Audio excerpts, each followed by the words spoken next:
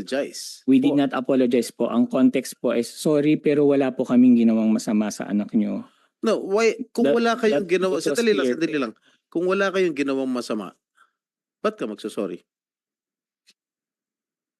Ang context po kasi yung parang, sorry pero wala po kaming ginawang masama sa anak nyo.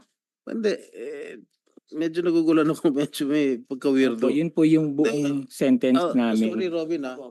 Hindi, ganito lang, sorry, Robin. Ano, ba't ako magsasorry sa'yo? Anong ginawa ko, di ba? Kasi buong sentence po siya, hindi lang po siya sorry. So, sorry po, pero wala po kaming ginawang masama sa anak niyo. Hindi nyo, pwede So- bang, kung meron kayo idadagdag doon sa sinabi, bakit siya why did he apologize? For what?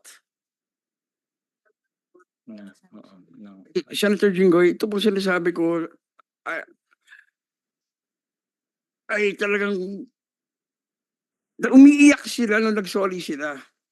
They were crying, both of them. And they even offered to donate a certain amount to a charitable institution of my choice.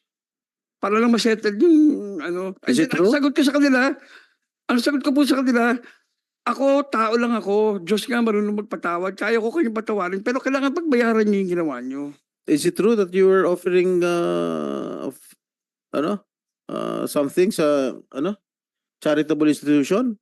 Is it true? No po, Your Honor, kasi that would be very insulting po. Huh? No po, Your Honor. Oh, they are denying it, Mr. Mulak. Senator Jinggoy, Ms. Annette Gozon was present during the incident. Okay. I had an investigation of my own. I will ask both of you. Okay. The gala was held at Marriott Hotel. Correct. Yes, Your Honor. Both of you, Jojo Nones and Richard Dode,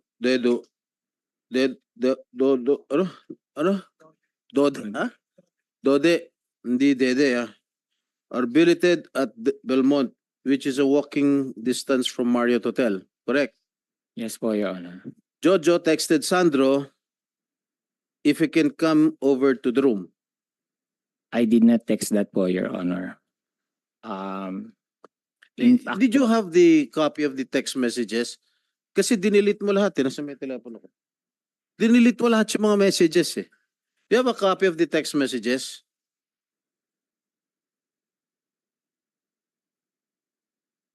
You sure?